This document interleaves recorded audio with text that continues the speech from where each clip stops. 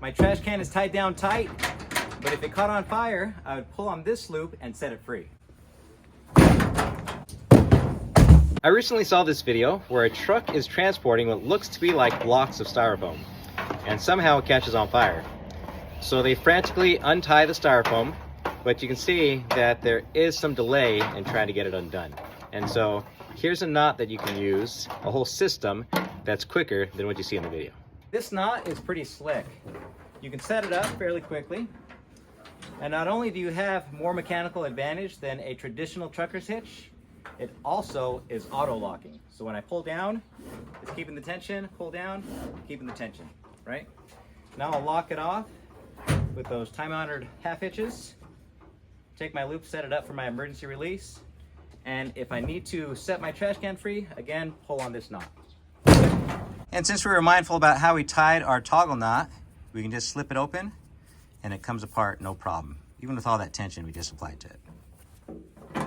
Start by giving yourself some room, and then we're going to form a bite and wrap this bite, not with the free end, but with the standing end, okay? I'll go once, and then I'll cross over to start going downwards, twice, 3 times, okay? Now I'll take my free end, I'll thread it through the loop, okay? And I'll collapse everything down from both sides, okay? There's my anchor loop. I'm going to do that same thing, but I'm going to include my D-ring shackle for my anchor.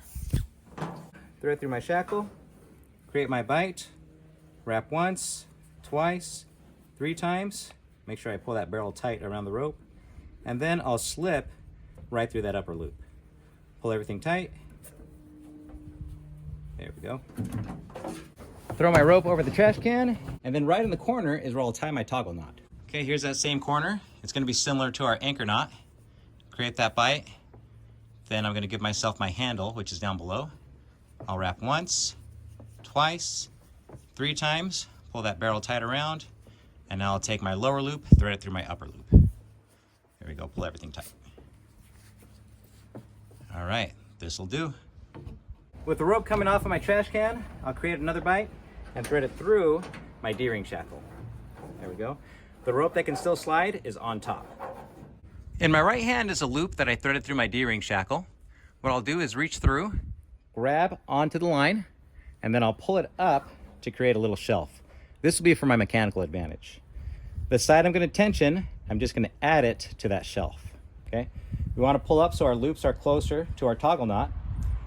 And then this same loop is going to go on top of our toggle knot.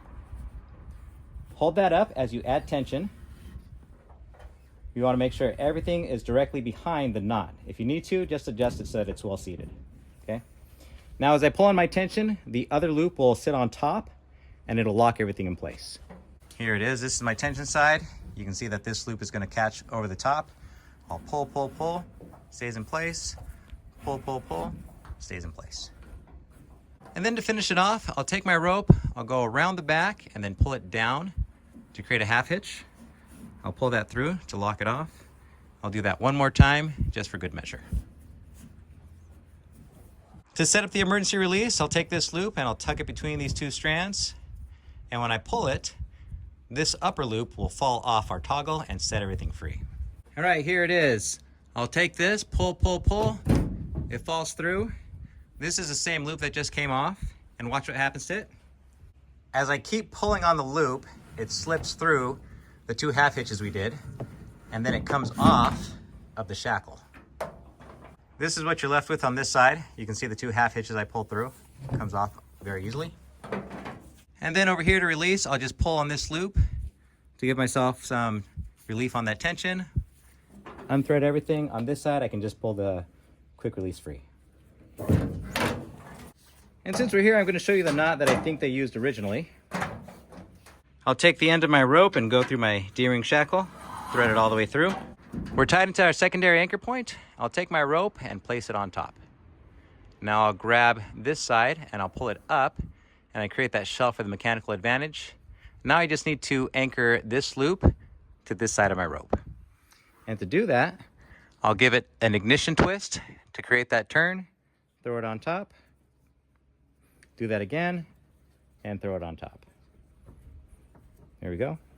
From here, I can just pull on my rope, create that mechanical advantage tie down, hold it in place so it doesn't slip out, and then tie it off with a couple half hitches. And if you watch the video, this is what they're struggling with as they're trying to get it undone in a panic. Thanks for watching. If you'd like to support my channel, you can pick up your very own Paramax. It's like giant paracord. It's at my shop, awesomeforsale.com. You can also pick up some unreasonable shackles. Let me show you how those work. Instead of threading through, I'm just going to hook onto my shackle. There we go. And these are stainless steel. I leave them in my truck bed all year long. To install this, I'll just create a little loop there. I'll pass it through, and then I'll go around the entire shackle. Okay? It doesn't matter how it falls because it works any way it lands. I'm a little too close to the side of my truck bed, so I'm just going to move this thing up. There we go. I'll hook into my top shackle, down below, and then once again up top. And this gives me a major mechanical advantage without the major effort. Okay? From here, I'll just tie it off.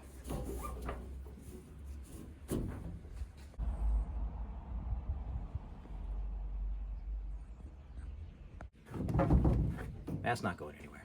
That's not going anywhere. We're going to do this in paracord. For this side, we're not going to use the original knot that you saw me tie, and that's only because once we do tie it, if we leave it too long, we'll end up too far in the middle. So this one, I'm just going to use an anchor bend. I'm just going to go through my anchor point, go through again. Okay, I'll go around my standing side and pass it underneath the turns that I created. There we go. That'll be just fine. Okay, today we are tying down this used oil container. So no back through here. Okay, I'm going to take my loop, I'll pass it through. Okay, and we need to gauge where we're going to have our toggle knot. It's going to be right about there. Okay, let's move this out of the way as we tie it. Okay, so here we go. Here's our loop. Grab it once, twice, 3 times. Then take my handle and pass it through. Pull that tight. All right, we're looking good.